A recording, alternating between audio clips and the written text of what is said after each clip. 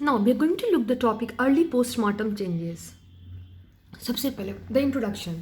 थैंटोलॉजी study of death in all aspect, जितने भी aspects हैं उसमें डेथ का स्टडी करना, this is called as thanatology. ठीक है, उसके बाद है टैलो taphonomy, that is the post mortem resorption. ठीक है, आफ्टर दैट डेथ। डेथ जो है बेसिकली डिफाइन किससे हुआ है, that is defined by 46 IPC। किससे डिफाइंड हुआ है, दैट इज द 46 IPC से डिफाइंड हुआ है। जो बर्थ डेथ है वो क्या डिनोट करता है, जैसे कि 46 IPC से ये हुआ है, that is the birth death denote the death of the human being unless the contrary appears from the context. This is the definition according to 46 IPC। ये हमें याद करना होगा कि डेथ जो डिनोट करता है death of human being unless the contrary appears from the context. और क्लिनिकल जो डेथ होता है बेसिकली उसमें क्या है, that is the permanent cessation of all the form of life. जितने भी साइंस ऑफ लाइफ है सबसे परमानेंट सीजेशन हो जाना। ठीक है ना, from of all the science of life, this is called as clinical death. Permanent cessation of all the form of all the science of life. अब इसमें बिशॉप्स टाइड ऑफ लाइफ आता है। क्या आता है, बिशॉप्स टाइड ऑफ लाइफ आता है, जिसको हम लोग क्या बोलते हैं, that's also called as gateway of life. That is also called as gateway of life, या फिर हम इसको बोलते हैं एट्रिया मॉर्टिस। क्या बोलते हैं, एट्रिया मॉर्टिस बोलते हैं। That is also called as gateway of life या फिर atria mortis. That is the bishop's tripod of life. क्या बोलते हैं, गेटवे ऑफ लाइफ या फिर एट्रिया मॉर्टिस। मतलब मॉर्टिस बहुत बार अभी 3-4 बार सुनेंगे। Then the bishop's tripod of life को हम लोग क्या बोलते हैं, that is called as atria mortis. इसका मतलब होता है गेटवे ऑफ लाइफ। इसमें 3 लिम्स होता है, एक होता है respiration, there is circulation and there is brain function. क्या क्या होता है, रेस्पिरेशन होता है, सर्कुलेशन होता है, ब्रेन फंक्शन होता है। अगर हम लोग फर्स्ट लिम की बात करें रेस्पिरेशन में, तो मोड ऑफ डेथ किसके स्टॉपेज पे होता है, that is on the asphyxia के स्टॉपेज पे होता है। सर्कुलेशन में what is the mode of death of on stoppage of syncope, and brain function में कॉमा। तो रेस्पिरेशन में क्या होगा, एस्फिक्सिया होगा, सर्कुलेशन में क्या होगा, सिंकोप होगा, एंड ब्रेन फंक्शन में कोमा में चला जाएगा। तो क्या है, रेस्पिरेशन में एस्फिक्सिया, सर्कुलेशन में सिंकोप, एंड ब्रेन फंक्शन में कोमा। अब उसके बाद टाइप ऑफ डेथ, अगर हम टाइप ऑफ डेथ की बात करें तो एक होता है सोमैटिक डेथ, एक होता है मॉलिकुलर डेथ। क्या क्या होता है, सोमैटिक डेथ होता है, मॉलिकुलर डेथ होता है, और एक होता है अपरेंट डेथ। ठीक है, अगर हम लोग सोमैटिक डेथ की बात करेंगे तो सोमैटिक डेथ में क्या होता है, that's also called as clinical death. क्या बोलते हैं, क्लिनिकल डेथ होता है बेसिकली इसमें जितना भी सर्कुलेशन है, आई मीन सर्कुलेशन मतलब सिंकोप जो है, रेस्पिरेशन, एस्फिक्सिया, जो ब्रेन फंक्शन है, कोमा है पेशेंट, सब कुछ इरिवर्सिबल स्टॉपेज हो गया है, सब चीज़ का इरिवर्सिबल स्टॉपेज हो गया है। ठीक है ना। मॉलिकुलर डेथ में क्या है, जो इंडिविजुअल टिश्यूज थे, जो सेल्स थे, उनका भी डेथ हो गया है। और जो सोमैटिक डेथ, क्लिनिकल डेथ होता है, उसके बाद एक टाइम होता है, इसको बोलते हैं सुप्रावाइटल पीरियड। ठीक है ना, उसको फॉलो करने के बाद there come a time of molecular death, जिसको हम बोलते हैं सेलुलर डेथ। ठीक है, तो जो क्लिनिकल डेथ और जो सेलुलर डेथ के बीच का जो टाइम है उसको क्या बोलेंगे, सुप्रावाइटल पीरियड बोलेंगे। और सुप्रावाइटल पीरियड जो होता है वेरिएबल वैरी करता है, किस पे डिपेंड करता है, on the type of tissue. किस पर डिपेंड करता है, depend on the type of tissues पर डिपेंड करता है। पेशेंट क्लिनिकली डेथ होता है but the cells are viable. Patient क्या है, क्लिनिकली डेथ हो जाता है बट सेल आर वायबल। ठीक है ना, इसीलिए ऑर्गन हार्वेस्टिंग इस टाइम में सुप्रावाइटल पीरियड में हम लोग कर सकते हैं। और ये क्या होता है, वेरिएबल होता है, जो कि टिश्यूज पे, टाइप ऑफ टिश्यू पे डिपेंड करता है। उसके बाद है apparent death, that is also called as suspended animation. उसको क्या बोलते हैं, सस्पेंडेड एनिमेशन भी बोलते हैं। And that look like death, death की तरह दिखता है, बिकम एलाइव ऑन रेसिक्यूटेशन। ठीक है ना, apparent death means what is it is meaning of suspended animation, जो कि ऐसा लगता है कि वो डेथ हो चुका है, बट अगर हम लोग रेसिक्यूटेशन करते हैं, ठीक है, एक्सटर्नली हम लोग ट्राई करते हैं तो जिंदा हो जाता है। यहाँ पे बीएमआर कम हो जाता है, क्योंकि सेल जो है वो बेसिकली जो ब्लड में जो डिजॉल्व O2 है उसको यूज़ कर लेता है, इसलिए वाइटल साइन भी डिक्रीज हो जाता है, बहुत ज़्यादा डिक्रीज हो जाता है। It also may mislead to premature declaration of death. मतलब ये अपरेंट सस्पेंडेड एनिमेशन एक ऐसा ऐसा जगह है जहाँ पे हम लोग डेथ के पहले प्री मैच्योर विल डिक्लेयर की डेथ हो जाता है, इसलिए हम लोगों को इसीलिए करना, it is very important. Okay, now suspended animation can be seen in, suspended animation किसमें दिखता है, that is the mnemonics is I new S D T B. क्या है, I new S D T B. I means insanity, क्या बोलते हैं, insanity या फिर याट्रोजेनिक। ठीक है, इंसैनिटी होता है या फिर याट्रोजेनिक होता है। Newborn, I N means newborn, most common होता है इलेक्ट्रोक्यूशन, जिसको बोलते हैं इलेक्ट्रिकल शॉक बोलते हैं। उसके बाद वेस्टिंग डिजीज, जैसे कि टीबी हो गया, कैथेक्सिया हो गया, कोलरा हो गया। ठीक है, उसके बाद है हाइपोथर्मिया या फिर हीट स्ट्रोक। ठीक है, उसके बाद हो गया ड्रोनिंग हो गया, उसके बाद टाइफाइड हो गया। देन वॉलेंट्री प्रैक्टिस को बोलते हैं योगा प्रैक्टिसनर। क्या क्या है? फर्स्ट में इंसैनिटी, जो पागलपन वाले लोग हैं, या फिर याट्रोजेनिक, मतलब केस में पता नहीं, याट्रोजेनिक चीज़ें हैं।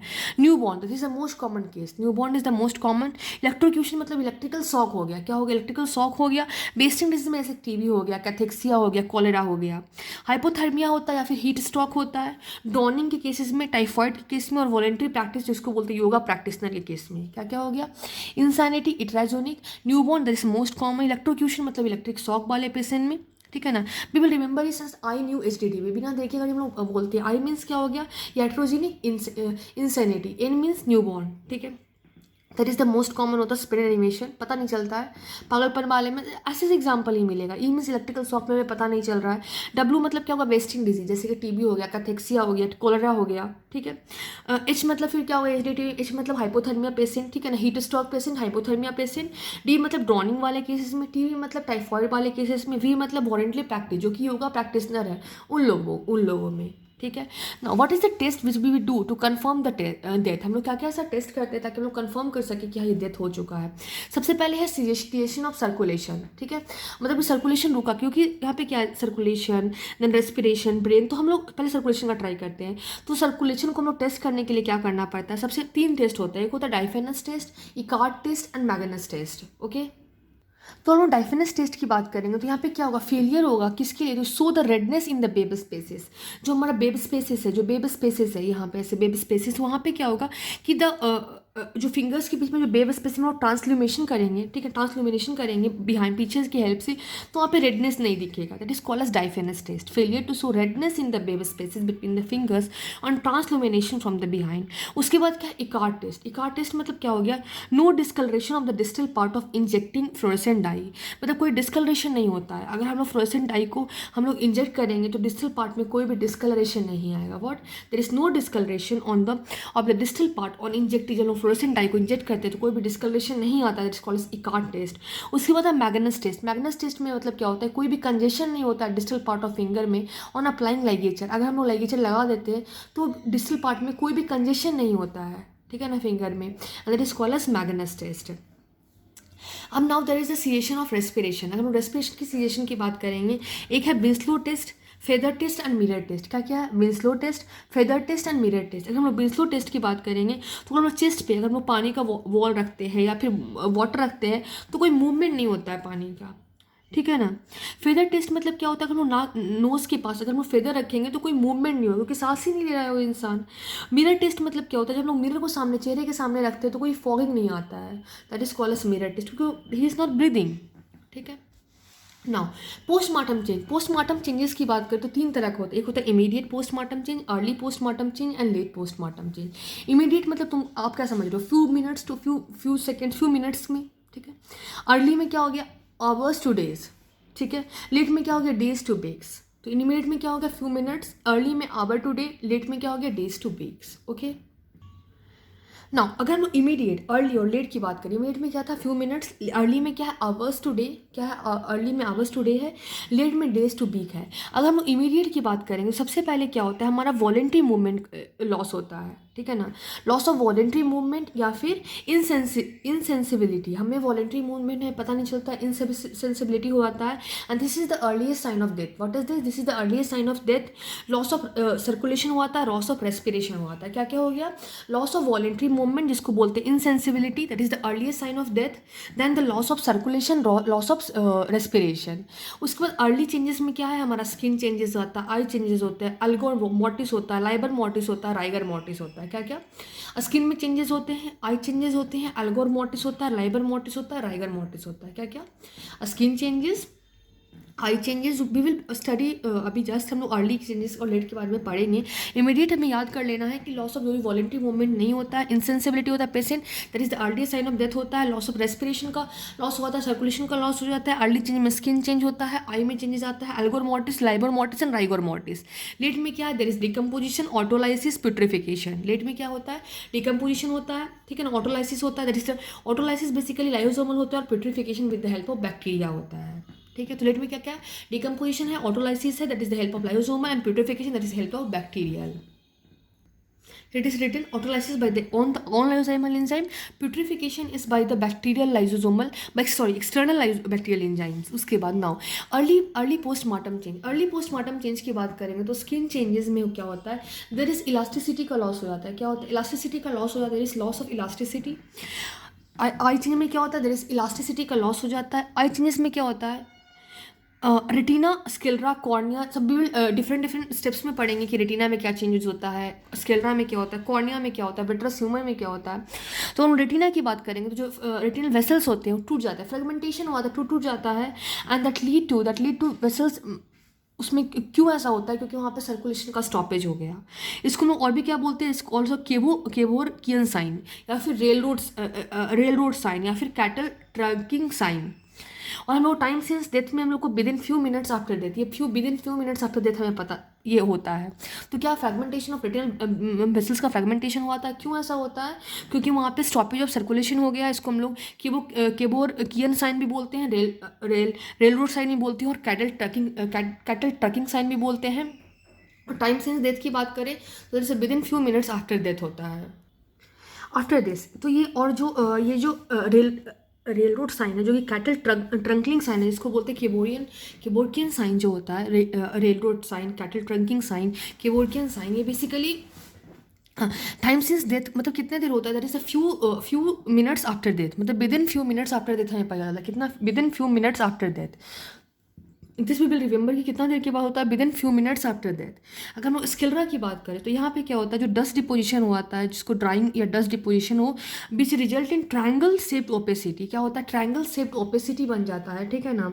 And that is firstly yellow होता है, देन ब्राउन होता है, देन ब्लैक होता है on the either side of the cornea. क्या है, ड्राइंग या फिर डस्ट डिपोजिशन. क्या होता है, ड्राइंग या फिर ड्राई सूख जाना, या फिर डस्ट डिपोजिशन जो भी क्या होता है, ट्रायंगल शेप्ड ओपेसिटी बन जाते हैं, जबकि येलो कलर का, ब्राउन कलर का, ब्लैक कलर का on the either side of the retina, cornea के दोनों तरफ में. ये तभी दिखता है जब आइज ओपन होता है, seen when eyes are open, and it is also called as tache noire. क्या बोलते हैं, टैकिनोइड बोलते हैं. And that occur within the time since death 3 to 6 hours after death. कब होता है टाइम सिंस डेथ, क्या होता है, 3 to 6 आवर आफ्टर डेथ होता है, इसको बोलते हैं टैकिनोइड. उसके बाद कॉर्निया में क्या है, कॉर्निया इज द ट्रांसपेरेंट. सबसे पहले कॉर्निया क्या होता है, ट्रांसपेरेंट होता है. ट्रांसपेरेंट होने के बाद वो 1 आवर के बाद हेजी हो जाता है, और हेजी से फिर 6 आवर के बाद ओपैक हो जाता है. ट्रांसपेरेंट से 1 आवर के बाद हेजी हो जाता है, और हेजी से 6 आवर के बाद ओपैक हो जाता है. That is the cornea. हम IOP की बात करें, इंट्राओकुलर प्रेशर की बात करें तो 20 mg नॉर्मल होता है, and that within 2 hour that fall to 0 mm of Hg. तो स्क्लेरा में क्या है, दैट इज अ ड्राइंग या फिर डस्ट डिकम्पोजिशन कहाँ पे होता है, triangle shape opacity, yellow colour का, फिर ब्राउन कलर का, फिर ब्लैक कलर का, ठीक है, either side of the retina. कहाँ का, by BB, yellow, brown, black, ठीक है. ये कब होता है, जब आइस जब खुला है तब. इसको लोग क्या बोलते हैं, टैकिनोइड भी बोलते हैं, जो कि 3 to 6 आवर डेथ के बाद ऐसा अपीयर होता है. कॉर्निया में ट्रांसपेरेंट कॉर्निया होता है, जो कि 1 आवर के बाद हेजी कॉर्निया में चला जाता है, एंड दैट 6 आवर के बाद ये ओपैक में चला जाता है. IOP में इंट्राओकुलर प्रेशर में 20 mg नॉर्मल होता है, 2 आवर के बाद 0 mg हो जाता है. विट्रस ह्यूमर में क्या होता है कि जो बैक्टीरिया है उसका very difficult to enter the vitreous humour, क्योंकि वो रेजिस्टेंट टू डिकम्पोजिशन होता है. हेंस जो बेस्ट मीडियम होता है best medium for time since death. Most reliable indicator for time since death is the vitreous K+ level. तो vitreous humour में क्या है कि वो डिफिकल्ट होता है बैक्टीरिया को इंटर करने के लिए, इसलिए वो डिकम्पोजिशन से रेसिस्ट करते हैं, और हेंस ये बेस्ट मीडियम होता है कि हम लोग टाइम सिंस डेथ को कैलकुलेट कर सके. इसके जो मोस्ट रिलायबल इंडिकेटर जो होता है टाइम सिंस डेथ का, वो क्या होता है, विट्रस K+ लेवल होता है. क्या होता है, विट्रस K+ लेवल होता है. After this we will look the algor mortis. What we will look algor mortis, ठीक है, that is called as chill of death. क्या उसको हम लोग क्या बोलते हैं, chill of death बोलते हैं. algor mortis जो बेसिकली होता है वो क्या होता है, that is the postmortem cooling of body होता है. क्या होता है, मतलब पोस्टमार्टम के बाद कितना कूलिंग हो रहा है बॉडी का, that is called as algor mortis. and that onset जो होता है वो 15 मिनट आफ्टर डेथ होता है. कब होता है, 15 मिनट्स आफ्टर डेथ के बाद algor mortis स्टार्ट होता है. जब एक पर्सन डाई करता है तो हीट लॉस होता है, कैसे, कंडक्शन की हेल्प से, रेडिएशन की हेल्प से, और इवेपोरेशन की हेल्प से, और जिससे क्या हुआ, जो बॉडी बॉडी टेम्परेचर है उसका रिडक्शन हो जाता है. तो क्या हुआ, पोस्टमार्टम कूलिंग ऑफ बॉडी होता है. ऑनसेट कितना, 15 मिनट्स आफ्टर डेथ होते हैं. जब भी पर्सन डेथ करते हैं तो हीट लॉस किससे होता है, कंडक्शन से, रेडिएशन से, और इवेपोरेशन से, जिससे कि बॉडी को टेम्परेचर का रिडक्शन हो जाता है. और साइट क्या होता है कि बॉडी को टेम्परेचर को मेजर करने के लिए, that is the common site is rectum. ठीक है, कहाँ पे होता है, रेक्टम होता है, एक्सेप्ट इन सोडोमी, ठीक है ना, क्योंकि डिस्टर्ब कर देता है एविडेंस को। क्या डिस्टर्ब कर देता है, एविडेंस को डिस्टर्ब कर देता है। एंड आइडियल साइट इज सब हिपैटिक साइट। आइडियल साइट क्या होता है, सब हिपैटिक साइट होता है। और जो इंस्ट्रूमेंट जो कि होता है, जो कि मेजर करता है बॉडी को टेम्परेचर को, इसको बोलते हैं केमिकल थर्मोमीटर या फिर टैंटोमीटर। क्या बोलते हैं, केमिकल थर्मोमीटर या फिर थैंटोमीटर बोलते हैं, जो कि 25 सेंटीमीटर लॉन्ग होता है। और हम लोग एक और चीज़ यूज़ करते हैं, इसको बोलते हैं थर्मोकपल। ठीक है, अब reduction of body core temperature, ये 3 फेजेस में होता है। जो बॉडी कोर टेम्परेचर का रिडक्शन होता है 3 फेजेस में होता है। First is slow, second is rapid, third is slow. क्या क्या होता है, फर्स्ट में स्लो होता है, सेकंड में रैपिड होता है, थर्ड में स्लो होता है। जो शेप ऑफ कर्व होता है वो सिग्मॉइड कर्व होता है, and that is the inverted S shape, and the rate of fall in temperature is 0.4 to 0.7 degree Celsius per hour. To find out time since rate from algor mortis, जिसको हम लोग बोलते हैं हेंसेगे nomogram, ठीक है ना। और time since rate is equal to normal body temperature minus rectal body temperature, rate temperature minus divided by rate of fall of temperature. तो जो भी हमने देखा एल्गोर मोर्टिस के बारे में, उसके बारे में हमें ऐसे याद रखना है कि दैट इज़ द, इसको चिल ऑफ डेथ बोलते हैं, जो कि क्या होता है, basically postmortem cooling of body होता है, जो कि 15 डेथ के 15 मिनट के बाद स्टार्ट होता है। जब भी पर्सन जब डाई करने लगता है तो कंडक्शन से, रेडिएशन से, इवेपोरेशन से हीट का लॉस होता है, और रिडक्शन से बॉडी का जो कोर टेम्परेचर होता है उससे हीट का लॉस होता है। और जो हम लोग बॉडी कोर टेम्परेचर साइड जो मेजर करते हैं, रेक्टम होता है, एक्सेप्ट इन सोडोमोनी, क्योंकि वो डिस्टर्ब करता है एविडेंसेस को। आइडियल साइड जो होता है सभी प्रैक्टिस साइट होता है। और हम लोग बॉडी कोर टेम्परेचर किससे मेजर करते हैं, क्लिनिकल थर्मोमीटर से, और टैंडोमीटर जो 25 सेंटीमीटर लॉन्ग होता है, एंड थर्मोकपल से भी। और जो कर्व होता है, shape of curve, sigmoid curve होता है, ठीक है ना। और rate of fall of temperature 0.4 to 0.7 degree Celsius per our होता है। और हमें अगर टाइम सिंस डेथ के लिए हमें अगर फाइंड आउट करना है, that is we will do by the help of हेंसेन गेन नोमोग्राम, जो कि normal body temperature minus rectal temperature upon rate of fall of temperature से हम लोग कैलकुलेट करेंगे। इसके बाद अगर नोट हम लोग देखते हैं कि one note is given, that is the postmortem caloricity. Postmortem caloricity मतलब कि जो बॉडी जो होता है कभी कभी गर्म रहता है डेथ के बाद भी, वो 1 से 2 घंटों के लिए। And this is seen in condition जहाँ पे जो बॉडी का कोर टेम्परेचर जो है वो डेथ के समय ही बढ़ा हुआ है, ठीक है ना। एग्जाम्पल में क्या होगा, जैसे कि जहाँ पे भी इम्पेयर्ड हीट रेगुलेशन हो रहा है, जैसे कि हीट स्ट्रोक हो गया, पॉन्टाइन हेमरेजेस हो गए, ठीक है ना, या फिर इंक्रीज हीट प्रोडक्शन हो गया, जैसे कि स्टाइकिनिन पॉइजनिंग, ठीक है ना, क्योंकि यहाँ पर बहुत ज़्यादा मसल कॉन्ट्रैक्शन होता है, टेटेनस हो गया, ठीक है ना। इंक्रीज बैक्टीरियल एक्टिविटी, जैसे कि सेप्टिसीमिया हो गया, कॉलरा हो गया, तो ठीक है ना। ये सब में क्या होता है कि हीट जो पोस्टमार्टम कैलोरिसिटी होता है, जो बर्न में होता है उसे पोस्टमार्टम कैलोरिसिटी नहीं होता है, क्योंकि वहाँ पे फायर आउटसाइड हो रहा है, बाहर से हो रहा है।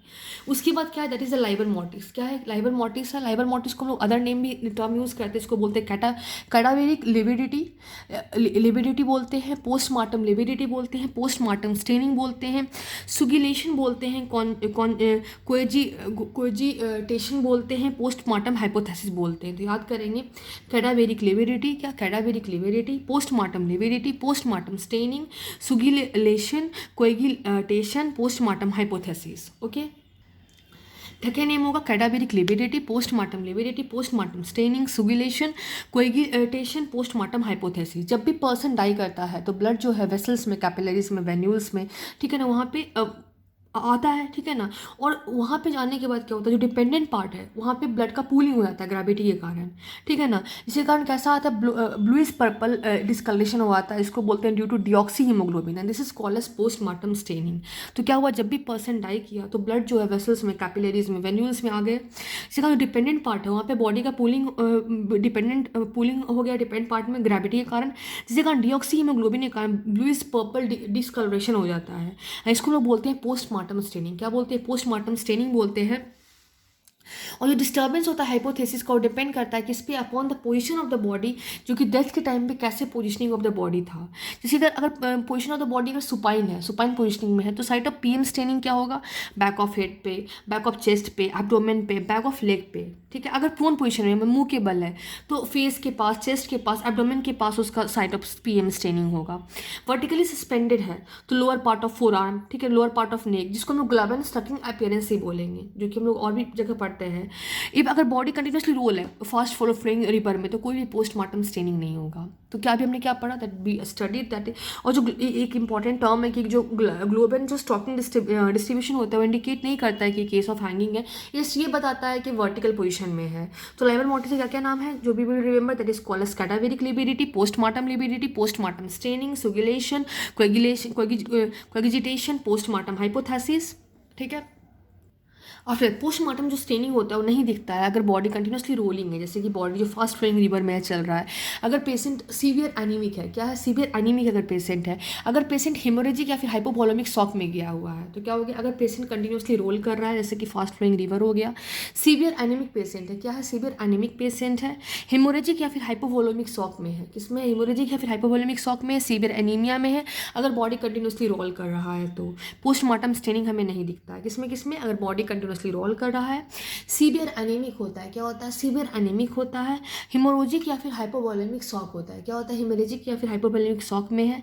अपीयरेंस ऑफ हाइपोस्टैसिस की बात करेंगे तो जिसकी ऑनसेट होगा वो 30 मिनट्स आफ्टर डेथ होगा, क्या होगा 30 मिनट्स आफ्टर डेथ होगा, एंड विजिबल फॉर 4 आवर्स के लिए विजिबल होता है, और maximum that is visible by 6 to 12 hour. कब तक के लिए विजिबल है 6 to 12 आवर के लिए, एंड फिक्सेशन ऑफ हाइपोस्टैसिस क्या है 6 to 12 hour, average of 8 hours है। वी विल रिमेंबर कि postmortem staining is not seen in, क्या होता है अगर बॉडी कंटिन्यूसली रोल कर रहा है, बॉडी सीवियर एनीमिया में है, ठीक है ना, हिमोरेजिक या फिर हाइपोवोलेमिक शॉक में है, ठीक है। अपीयरेंस कब आता है हाइपोस्टैसिस का, हाइपोस्टैसिस कब हमें पता चलता है, that is 30 minutes after death के बाद, 30 मिनट्स के बाद ऑनसेट हो जाता है, 4 घंटे में विजिबिलिटी आ जाता है, और मैक्सिमम वो 6 से 12 घंटे तक रहता है। और जो फिक्सेशन हाइपोस्टैसिस फिक्सेशन क्या उसी तरह से रहेगा, that is 6 to 12 hour, average of 8 hours होता है। अगर प्रेशर भी अप्लाई करेंगे तो ब्लैंचिंग होगा, दैट इज द पैलर वहाँ पे दिखेगा हमें, दैट विल नॉट फिक्स्ड, ठीक है। अब कॉन्टैक्ट पैलर, जो पैलर होगा जहाँ पे टाइट कॉन्टैक्ट होगा वहाँ पे उस एरिया में पैलर होगा, ठीक है। जैसे कि ऑसिपिटल रीजन, सोल्जर बिलेट पे, ग्लूटियल रीजन में, gluteal calf of the food पे, ठीक है, तो वहाँ पे हाइपोस्टैसिस नहीं दिखेगा। कलर की बात करेंगे तो कलर एंड कंडीशन, तो अगर ऐसे कि नॉर्मल कंडीशन में तो कलर ऑफ पोस्टमार्टम स्टेनिंग सबको पता है कि that will blue, carbon monoxide में चेरी रेड होता है, साइनाइड में ब्रिक रेड होता है, हाइड्रोजन सल्फाइड में सबको पता है that is the blackish bluish green, ठीक है ना, due to sulph haemoglobin. Phosphorus हमें पता है माचिस की तीली में डार्क ब्राउन होता है, तो उसमें उसके बाद हमें और भी याद करना है that is the ban, phosphorus and ban मतलब ब्रोमाइड, एनिलीन नाइट्राइड, बैन मतलब bromide, aniline nitride, dark brown होगा।